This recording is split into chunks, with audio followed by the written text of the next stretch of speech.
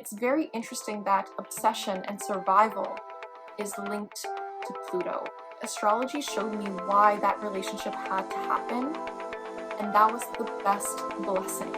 That was me understanding, actually, you're breaking a relationship pattern right now. You're breaking a pattern when it comes to the types of partners you choose, thinking one person's gonna make you happy, and that's it.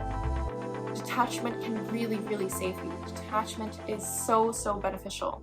Now, in this week's episode, I want to dive into limerence and missing a specific person, what this kind of looks like, but also what this looks like in your birth chart, how we can talk through this. If you feel like you're missing and are nostalgic for someone from your past, how can you work through this? How can you feel as though actually when is a good time to reach out to someone and when isn't? When is it not actually serving me?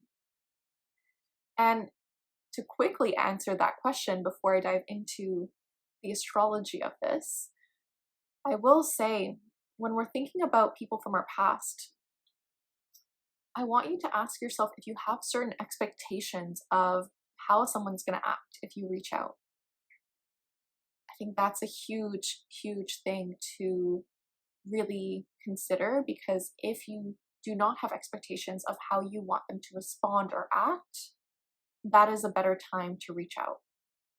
If you are reaching out and you expect them to do a certain thing, you expect them to be a certain way, this is a good point to make during a Mercury retrograde, because honestly, we can't control what other people do.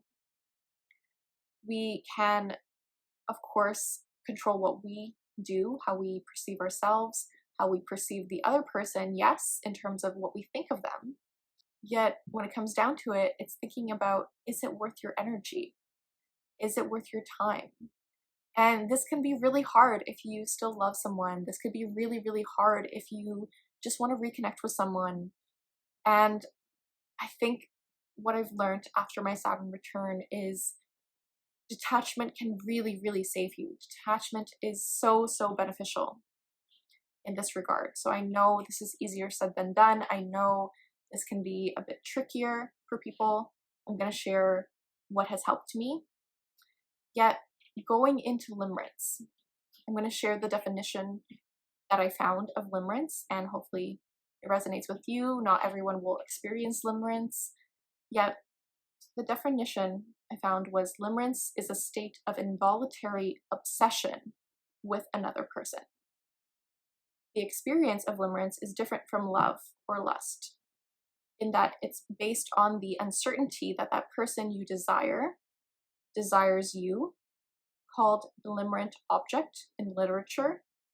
So there's this uncertainty if that person actually feels the same way as you. So when we think of obsession in our birth charts, this goes down to Pluto.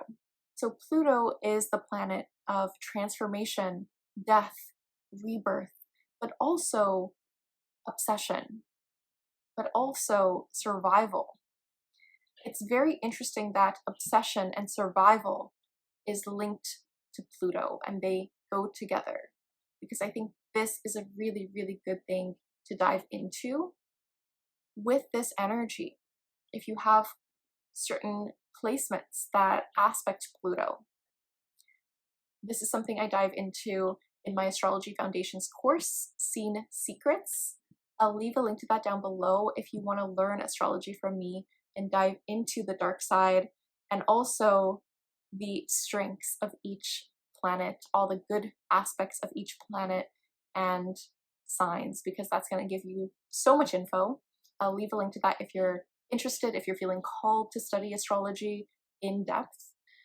Yet, when we think of Pluto, this is interesting. You would not only look at how different planets are aspecting Pluto in your birth chart, but you would check to see what the ruler of your partnership sector, the ruler of your 7th house, is doing in the transits and how it aspects Pluto. That's going to give you some really good information on Are you currently trapped in a cycle of obsession? Are you currently trapped in this opportunity to change something? So when we hyper-focus, we could want a certain outcome. We could want to have some validation that another person loves us in the same way. And I think it's interesting with the transits this week because I go back to why this could be happening for you. I'm going to share my own personal experience on this too, just in case it helps you in this regard. Yet, when we think of this, when we're obsessing over another person, yes, look at Pluto, look at the 7th house ruler, look at, the dignity of that ruler, because that's going to share more information on what is currently happening and why it's happening. For myself, it's been me recognizing in my past, oh, yes, I did miss that person.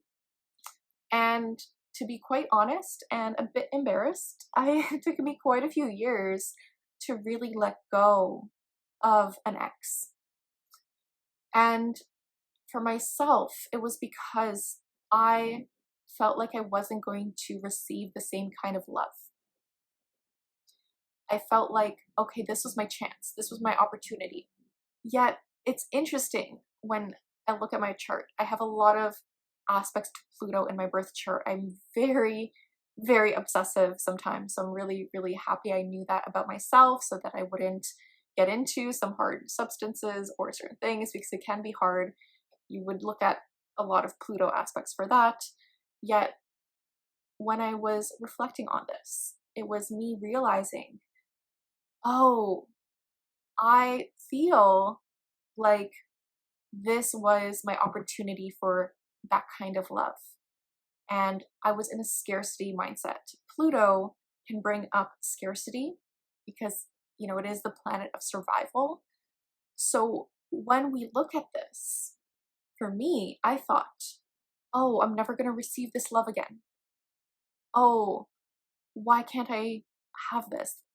When am I going to have this again? So I would obsess over this and I would get myself into these cycles. And that was very, very unhealthy for me. Yet it was something that I had to remind myself that really helped me throughout this process and journey.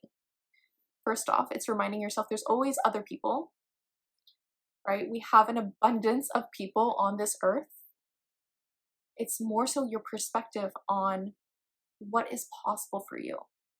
So for me, hyper-focusing that, oh my God, I'm never going to receive this love again from this romantic partner was actually me feeling that way when my dad passed away, because my dad made me feel very, very seen. My dad was very supportive. My dad was very encouraging. So after his death, I had this lack of that validation that I really loved, that I really missed. So I felt this fear that I would never experience again. So when I found that in a romantic partner, certain aspects of it, not all of it, when I found that in a romantic partner, I was trying to latch onto it. I was trying to say, it has to be this person, right? And I think we also have to keep in mind, there can also be the negative aspect of astrology too. Astrology is a human-made tool. So again, there's always going to be something to kind of take note of and be aware of, right? So, in my head, I loved astrology. It was giving me so much perspective on why a certain relationship happened for me.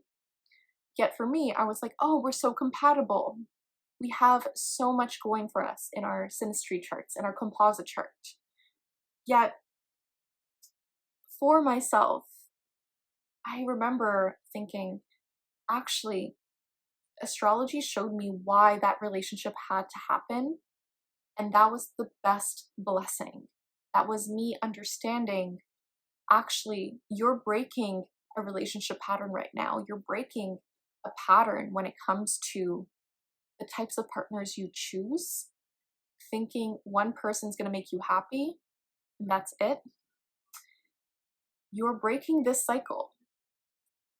And yes, it's good to have love. Yes, you could have that love, but how can you give that to yourself? How can you see that you're already loved by friends, by the world around you? How can you see that you're abundant around whatever that is in your life? May that be just having a roof over your head. May that be your safety. May that be what's around you. And that in itself is love. There's so many different aspects to love. So for me, it did take me some time to fully grieve and mourn a breakup, which we don't really talk about. We do say, like, yes, you have to heal after a breakup, yet grieving and mourning is more so you saying goodbye to that version of yourself that believed something different. That version of yourself, whoever you were with that partner, believed something in terms of what was possible for you for that future with that person. So I had to grieve the future that I thought I was going to have with that person. In the end, yes, I did miss that person, but I really, really missed the ability to have fun in my everyday life. I think my exes really made it fun for me to take film photos with them or to just share the same sense of humor with them. And when I started to realize, okay, what am I missing in terms of what I had with my exes and what I'm missing with my current friendships, with my relationship to myself, that is when I took those aspects and I started to focus on how I could give it to myself or how I could find that in a friendship. So I had friends where I would take photos with them, and that was so soul nourishing. I also have friends where it's easier for me to be funny around them.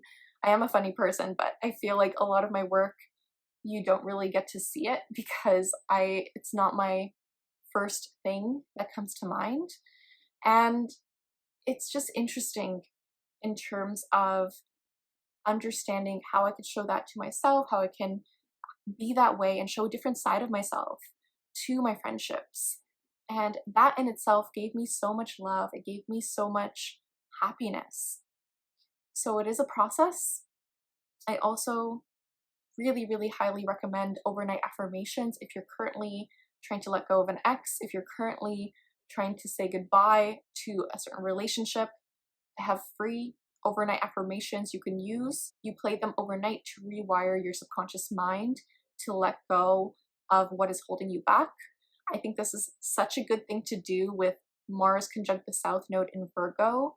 So I'll leave a link to those if you're interested, if you just want to feel more peace, if you just want to feel this release and just feel lighter about moving forward.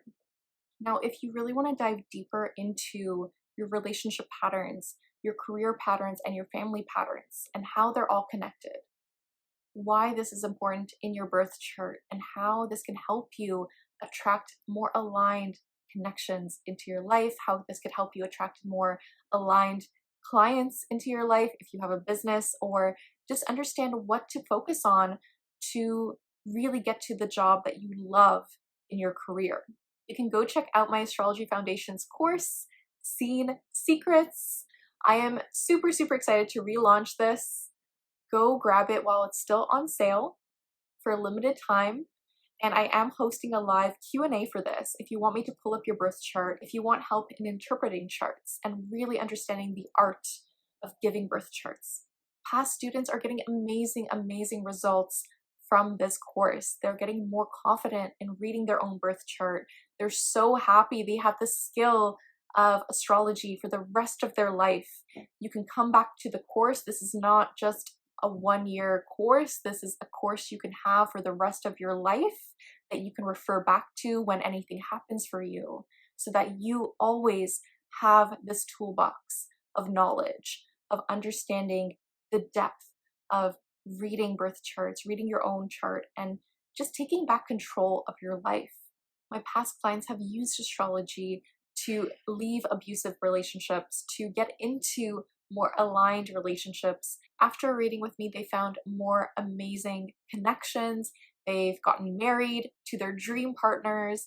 They've earned more money in their business. I have one client who got over 50K more in her business just by using her birth chart and what we discussed in a session together. I have so many clients who just felt more aligned and were ready to launch their own astrology practices after having just one birth chart reading with me. I've had clients who also just built more of a solid foundation in their business by understanding what worked in their birth chart and what to really focus on to really optimize your day-to-day life, especially with the 6th house and your 6th house ruler. There have been so many mind-blowing stories that I've gotten from clients over the years, as well as students who have said my courses are life-changing. Feeling called to dive deeper into the secrets of your birth chart, I'll leave a link to that down below. And if you made it this far in the video, please comment puppies, just so that I know that you've made it this far. And if you're enjoying this, please like, comment, and subscribe on YouTube, because that really does help me out and it helps me make more content for you. And just remember, the universe has your back, and with peace and love, take care.